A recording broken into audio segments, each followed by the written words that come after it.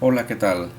Soy Francisco Hernández. Nuevamente estoy presentando una leve meditación, una pequeña meditación de las Escrituras, y los voy a invitar a abrir sus Biblias en el segundo libro de Reyes, capítulo 22, desde el versículo 3 al versículo 13.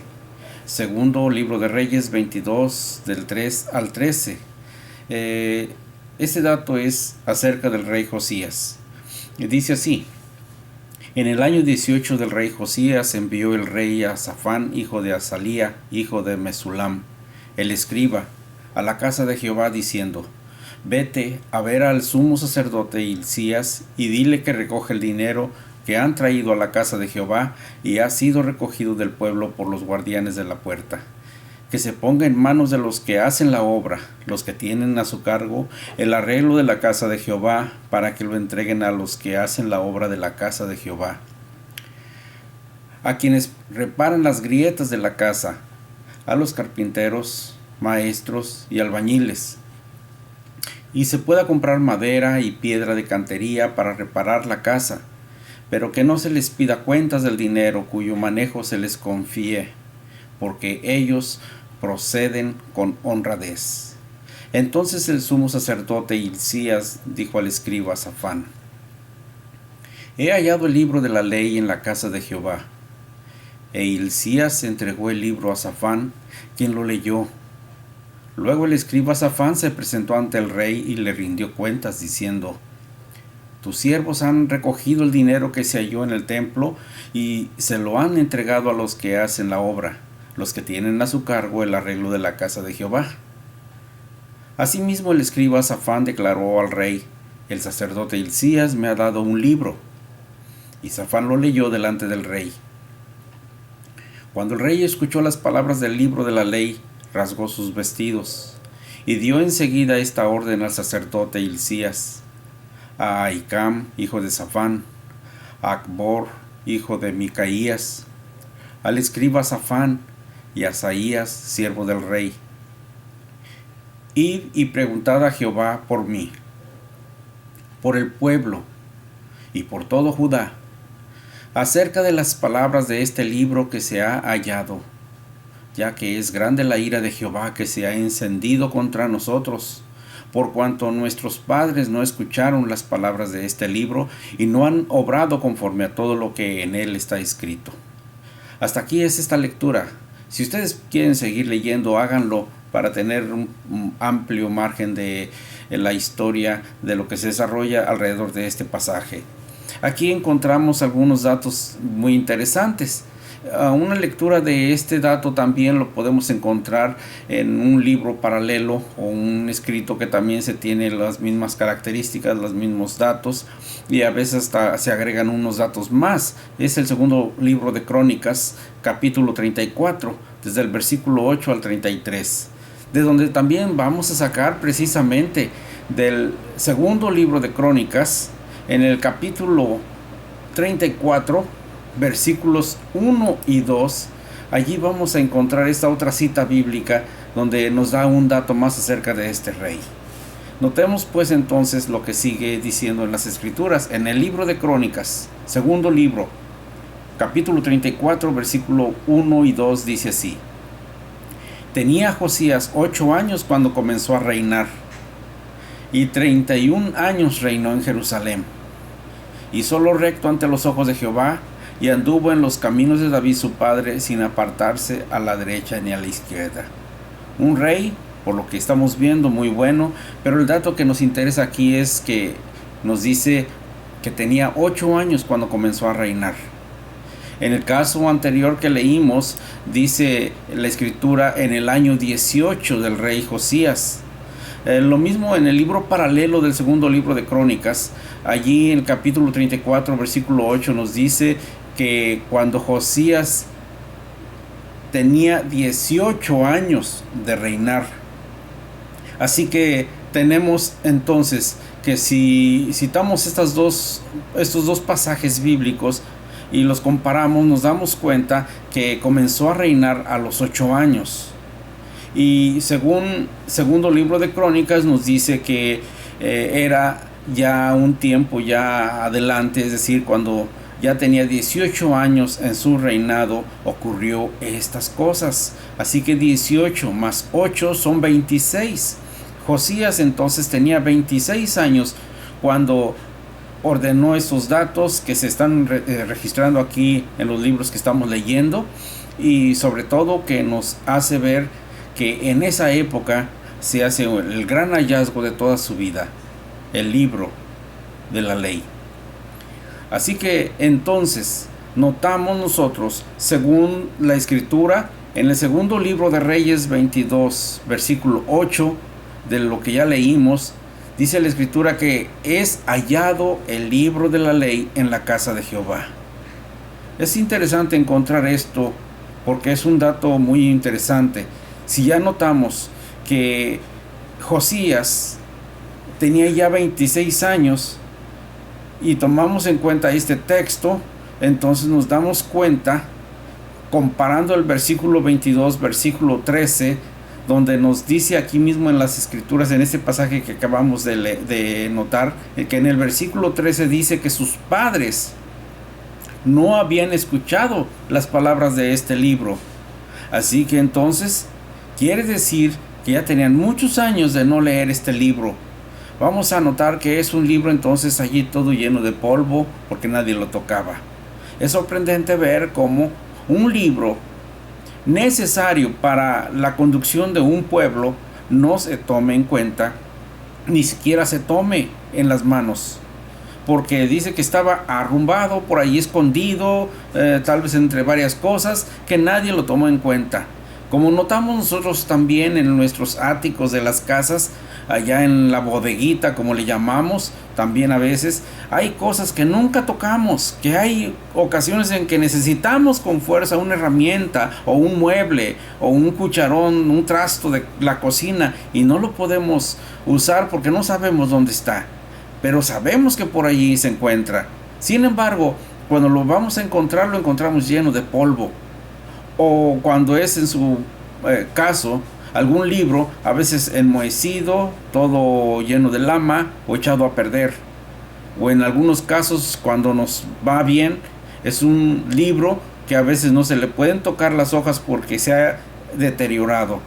Entonces, aquí estamos notando que Josías y su gente encuentran un libro, es el libro de la ley.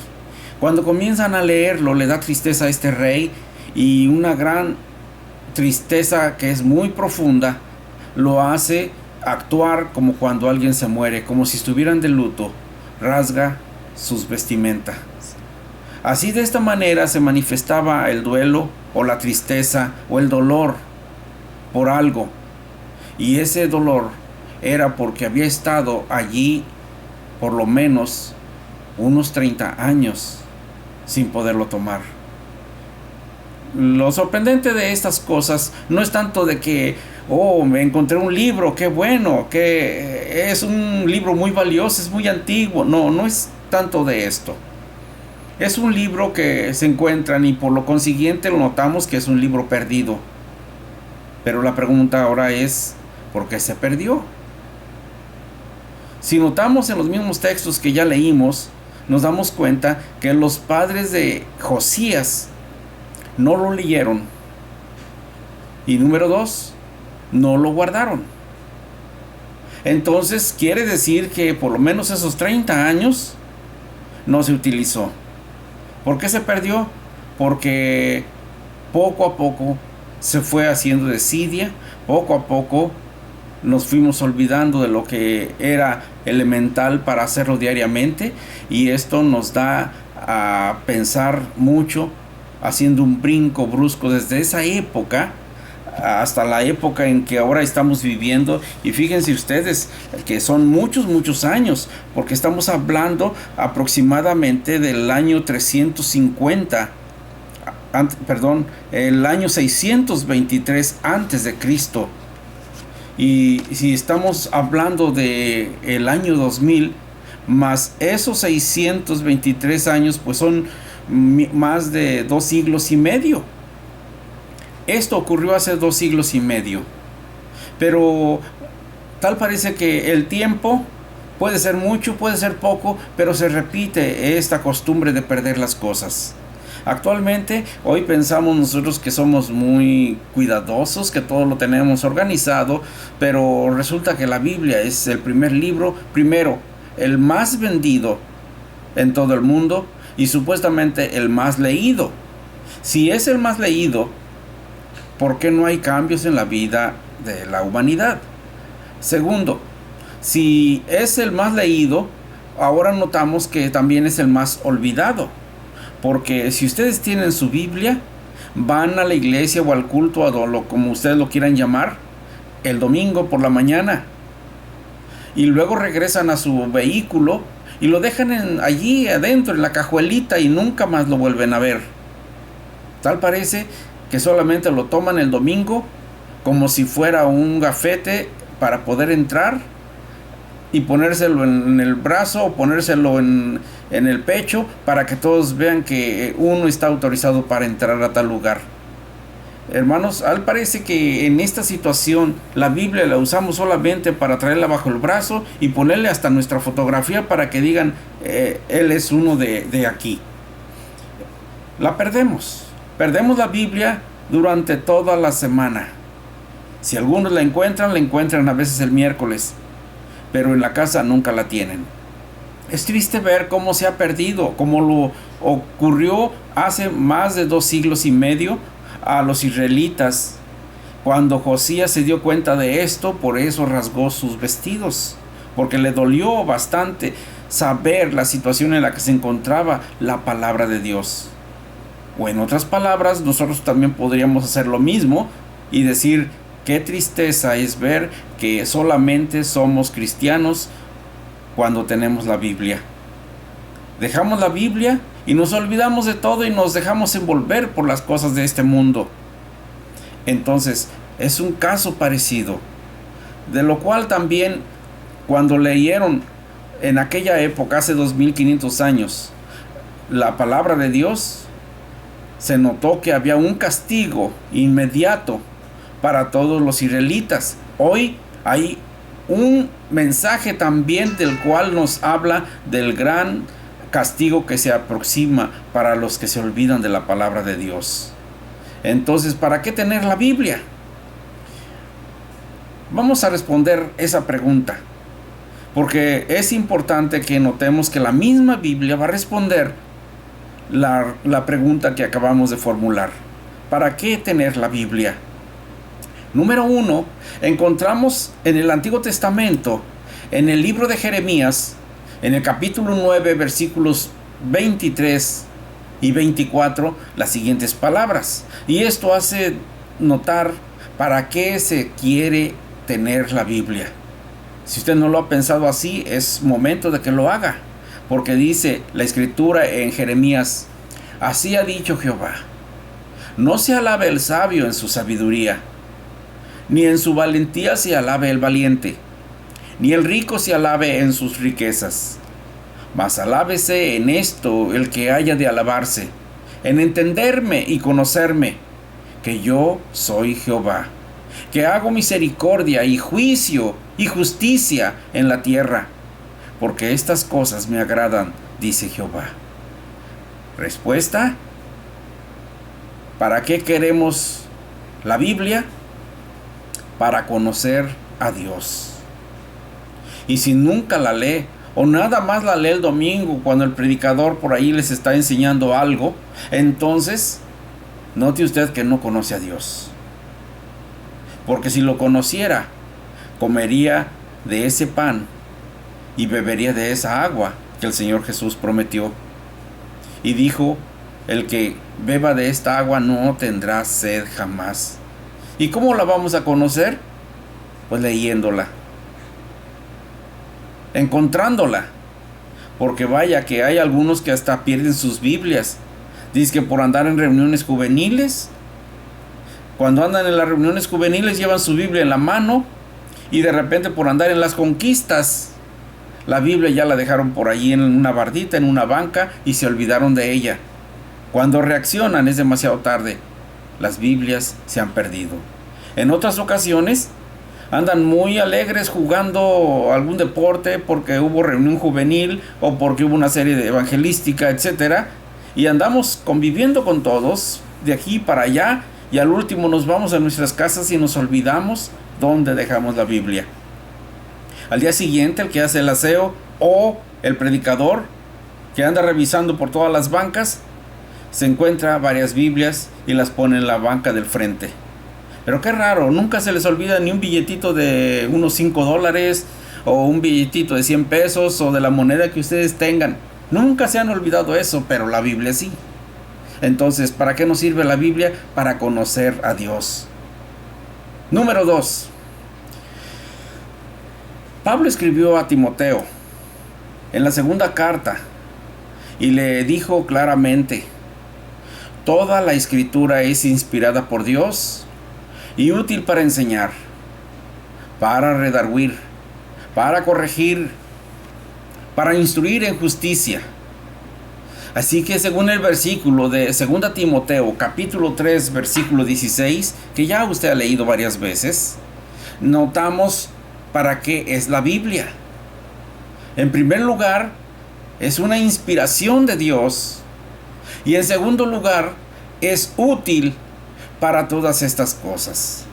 Repitamos estas cosas: para enseñar, para redarguir, para corregir y para instruir en justicia.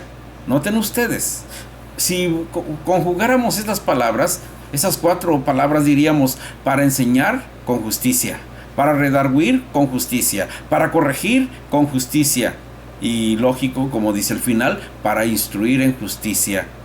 Es formidable, es excelente. Entonces es un libro que no ha caducado, ni caducará, si lo usamos bien. Entonces, ¿para qué es útil la Biblia? Para todas estas cosas. Es muy útil.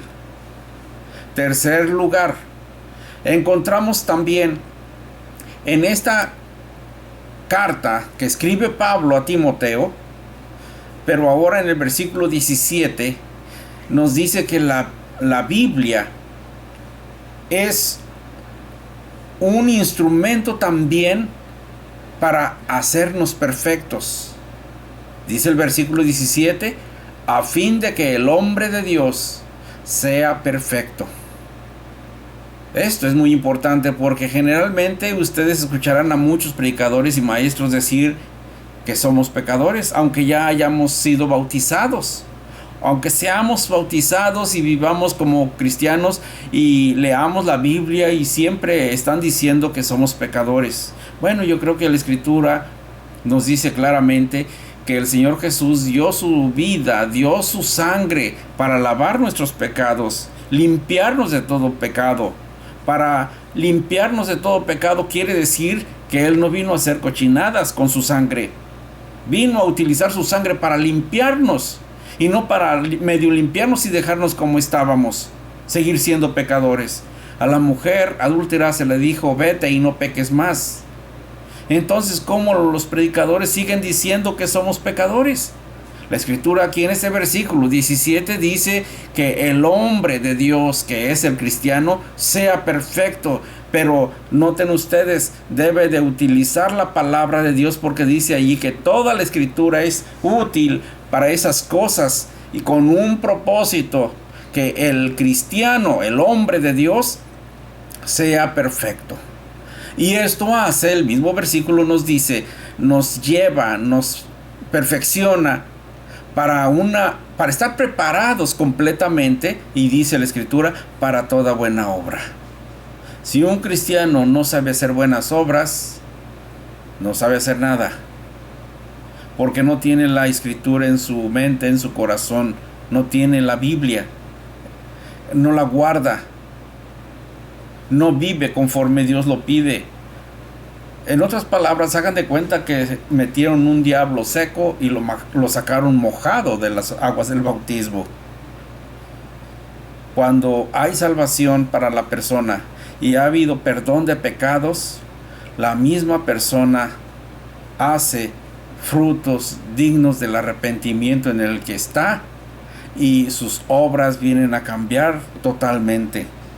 Esa es la función de las Escrituras, esa es la función de la salvación que Cristo nos ha traído y el propósito por la cual Cristo vino a dar su sangre en la cruz. Así que ya tenemos estas 3 partes y vamos por una cuarta. La cuarta la encontramos también en 2 Timoteo capítulo 3 versículo 15, donde nos dice, aquí retrocedemos solamente un versículo. No estamos brincando mucho en las Escrituras, solamente en este pasaje hemos basado esta breve enseñanza, esta breve meditación, para darnos cuenta de que en las Escrituras se nos menciona el propósito de por qué debemos guardar la palabra de Dios, leerla, estudiarla, vivirla.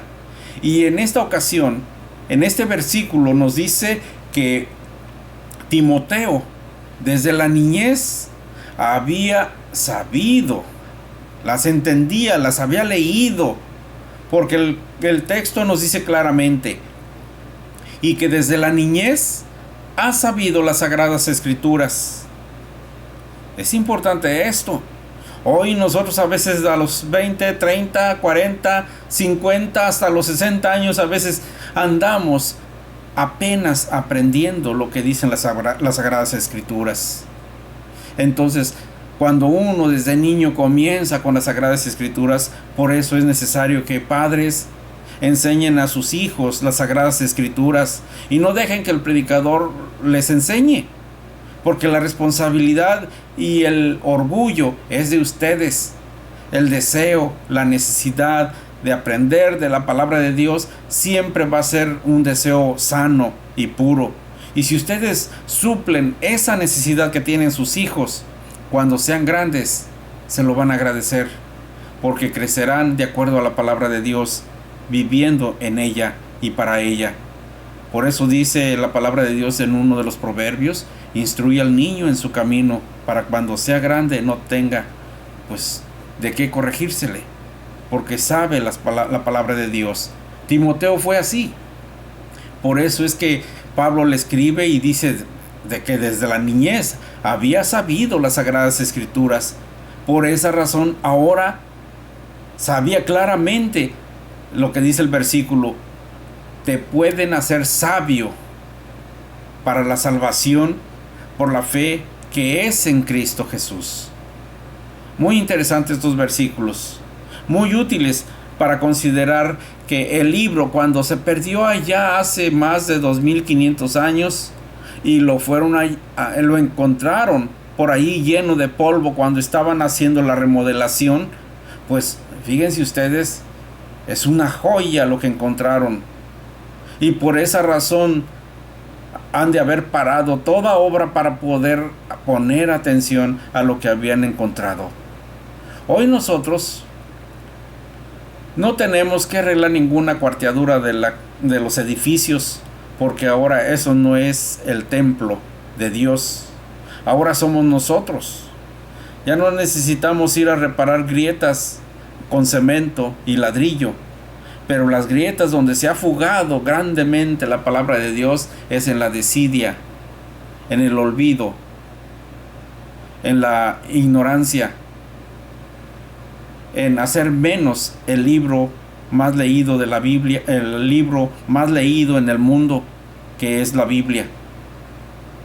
Y ahora que nosotros conocemos, y si es que desde la niñez ustedes también han aprendido de las Escrituras, entonces podrán ser sabios. Pero recuerden esto: no solamente por conocerlas o leerlas desde niños vamos a ser sabios, porque el que es sabio es el que las hace y las guarda, no el que las lee solamente. Es el pasaje que hemos leído y meditado, y eso servirá como una perla celestial para nosotros en esta semana. Que Dios les bendiga y les guarde y les lleve por buen camino, y se encuentren esa Biblia que está olvidada por ahí en un libro, en un librero, o en una caja, o tal vez abajo del asiento de su carro. Búsquela, encuéntrela, léala y vívala, porque en ella está la salvación. Las Sagradas Escrituras son útiles para muchas cosas, pero como hace muchos años había un anuncio de un champú llamado Maevans y decía, si no lo usa, no funciona. Y yo le digo lo mismo, si no lee las Escrituras, tampoco va a funcionar su salvación. Estará ahorita aquí diciéndose muchos golpes de pecho y ay, yo soy hermano, yo soy cristiano desde hace muchos años, pero si no ha cambiado, no ha mejorado, no se ha perfeccionado o no es perfecto como nos dice Pablo cuando escribe a Timoteo, si no utiliza las Escrituras como fuente de información para estas cosas, si no conoce a Dios por medio de las Escrituras, entonces ¿a dónde va a ir? Se lo dejo de tarea para que responda conforme es la voluntad de Dios. Y toda la Escritura es inspirada por Dios y es útil para muchas cosas que ni se imagina. Que Dios les bendiga. Soy Francisco Hernández. Los espero en la próxima, que muy pronto desarrollaré para ustedes y para el mundo, y para que todos seamos sabios en la palabra de Dios. Si tiene alguna pregunta, háganmelo saber por medio de esta vía, o escríbame al correo electrónico elhermano2001@yahoo.com.mx. Que Dios les bendiga y hasta la próxima.